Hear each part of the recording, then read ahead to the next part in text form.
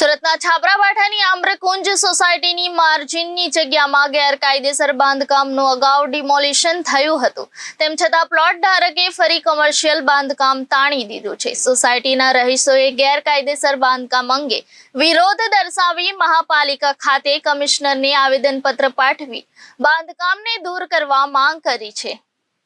સોસાયટીના પ્રમુખ જ્ઞાનેશ્વર ઘસે તથા સોસાયટીના લોકોએ જણાવ્યું હતું કે સોસાયટીમાં પ્લોટ નંબર 1, 2, 3 ના ધર્મેશ ત્રિવેદી દ્વારા પ્લાનમાં દર્શાવેલી માર્જિનની જગ્યામાં કોમર્શિયલ ધંધાર્થે સોસાયટીની મંજૂરી લીધા વગર ગેરકાયદેસર બાંધકામ કરી રહ્યા છે। અગાઉ પણ બાંધકામ કરાતા સોસાયટીના રહીશોએ વિરોધ કરતા પાલિકાએ ડિમોલિશન કર્યું હતું, પરંતુ ફરી વખત બાંધકામ કરી તેમાં કેટરર્સનું કામકાજ શરૂ કરી દીધું છે।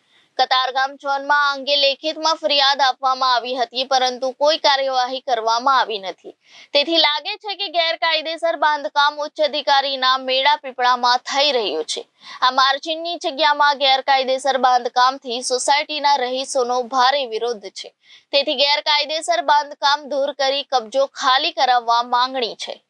તમારું નામ ક્યાં રહેવાનું છો? રજૂઆત લઈને આવ્યા? અમે એ રજૂઆત લઈને આવ્યા છીએ કે અમારા એપાર્ટમેન્ટ, અમારું નામ સુશીલાબેન નવનીતભાઈ કોસંબિયા છે।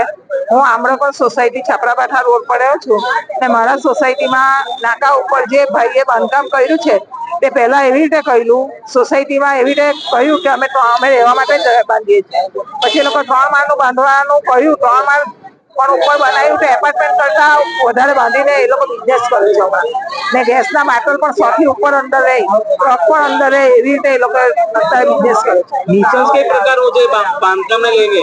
નિશંસમાં એ લોકોના વાસણ કોસર કાલે ઉઠીને ગેસના બાટલા અંદર એક સરકે તો અમારે તો આખી સોસાયટીનો સત્યાનાશ કરી જાય।